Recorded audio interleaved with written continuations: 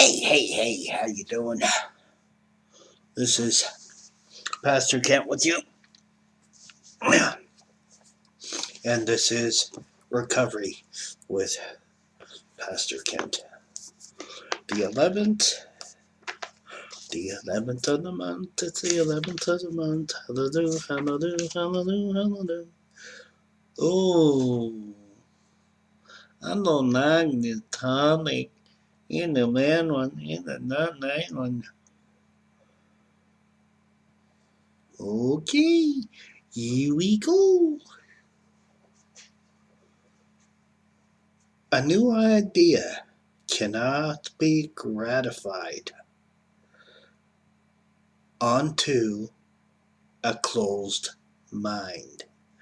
Let me read that slow.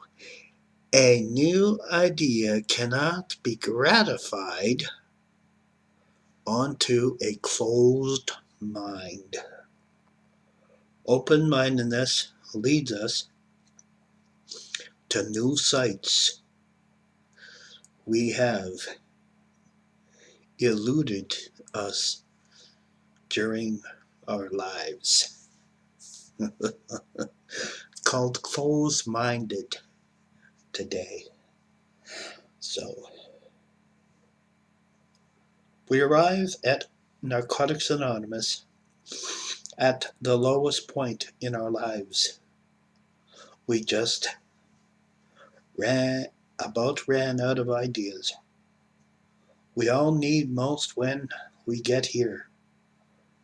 We were new ideas, new ways of living, shared for the experience of our hope. We'd see these ideas work, yet our closed-minded prevented us from taking the very ideas we needed to live.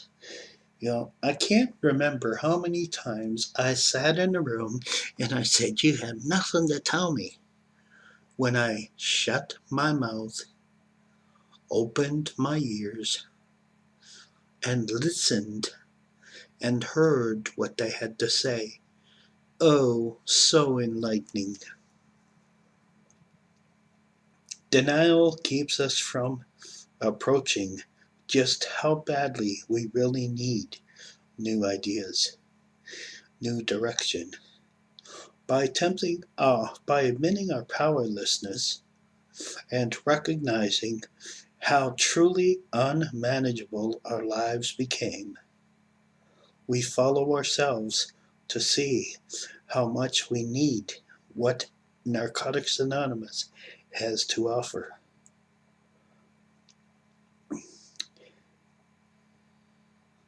Self-dependence and self-will can keep us from admitting even the most possible and existence of a power greater than ourselves, who I choose to call God. However, when we admit the sorry state self-will has gotten us into, we open our eyes and our minds, the principles we others tell us, the people that brought sanity to their lives. We begin to believe such power may do the same for us. A tree stripped of its branches will die unless new branches can be grafted onto its trunk. In the same state, addiction stripped us of every direction we had to grow or even survive. We must open our minds and allow new ideas to be grafted onto our lives. Just for today, I will ask God to open my mind to new ideas and recovery.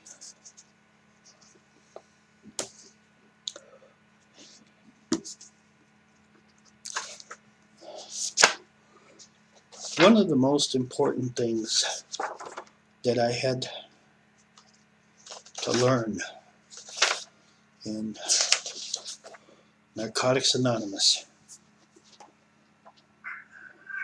I want you to listen to this.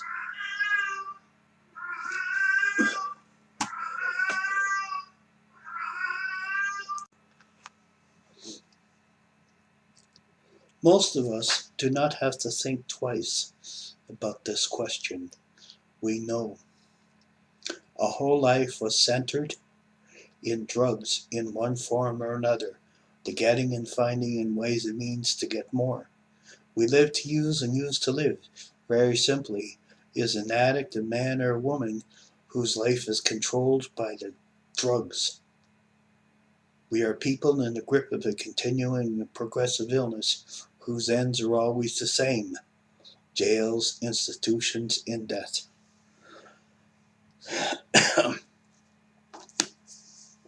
You know, I'm a firm believer that if you always do what you've always done, you're always going to get what you've always got, which is absolutely nowhere and banging your head against a brick wall.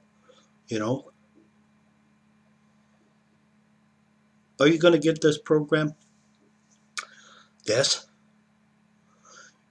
If you stop playing the pity party, the poor me, and my life is so bad, it's so terrible, oh God, I can't live.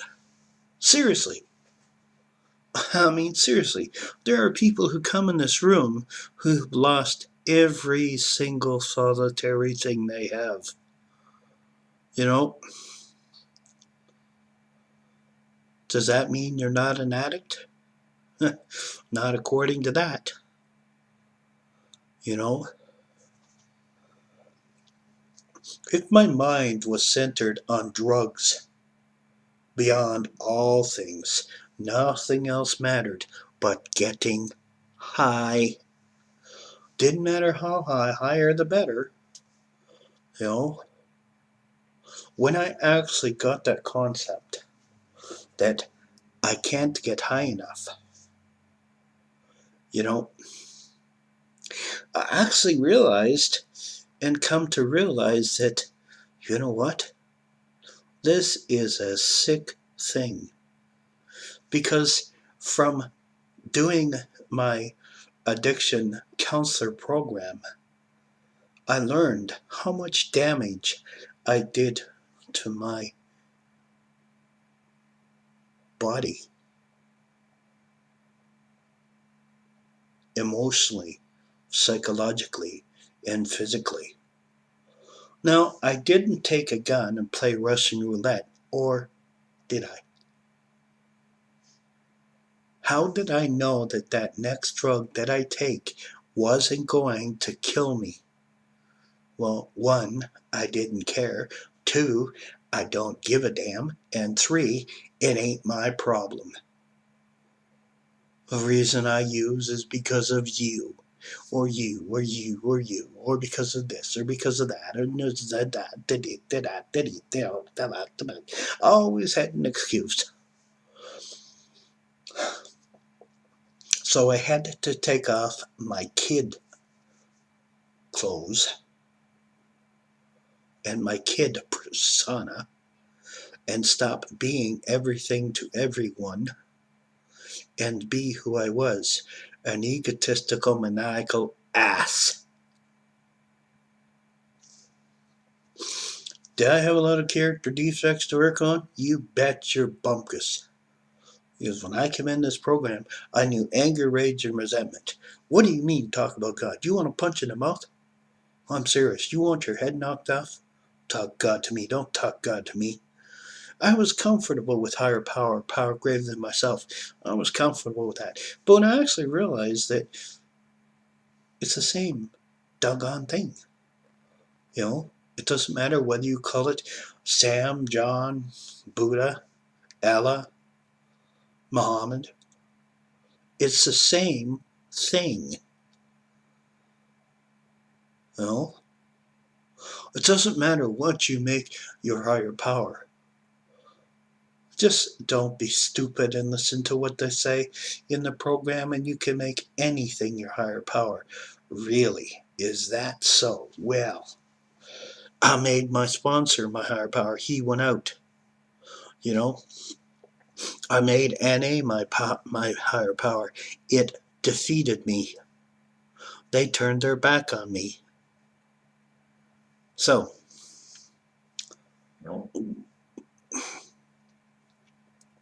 when I did my steps, and step 4 says, did a searching and fearless moral inventory of ourselves. That means getting to that grunge, that horrible, that rotten, stinking, filthy attitude that I had. When I got to that, and if you don't do a proper step 4, step 5, 6, 7, and 8, and 9 won't be any good to you because you're going to miss something. You know, we have today, by God's grace, a step working guide. I suggest that when you first come into this program, you get, just for today, most places it's around $20. Here in Canada, we usually charge 15. Then you get the basic texts. Read them, both. You know, cover to cover. Now, if you feel like working on your steps, okay, fine. If you don't, okay, too. You know, all of us recover at certain levels. Just because I did my step before I was a year clean doesn't mean you have to do that. You know, I recommend you do them as soon as possible, but you don't have to jump right into them, you know? And if you want to jump into them, you need a sponsor? Man, I'm listening. If you enjoy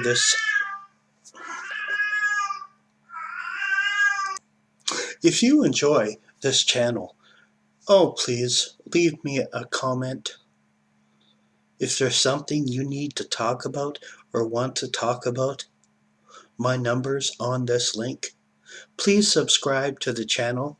It's right down here in the left-hand corner. Yeah, left-hand corner. Left-hand corner. Right down here. Right where my finger is. It says, it's in red. It doesn't mean stop. You know, in this case, we that drive, red means stop. In this case, it means hit it, go, hit it. You know, like the channel, you know, comment on the channel. I enjoy reading the comments, you know, because it lets me know that, you know, what I'm saying is important to people, you know.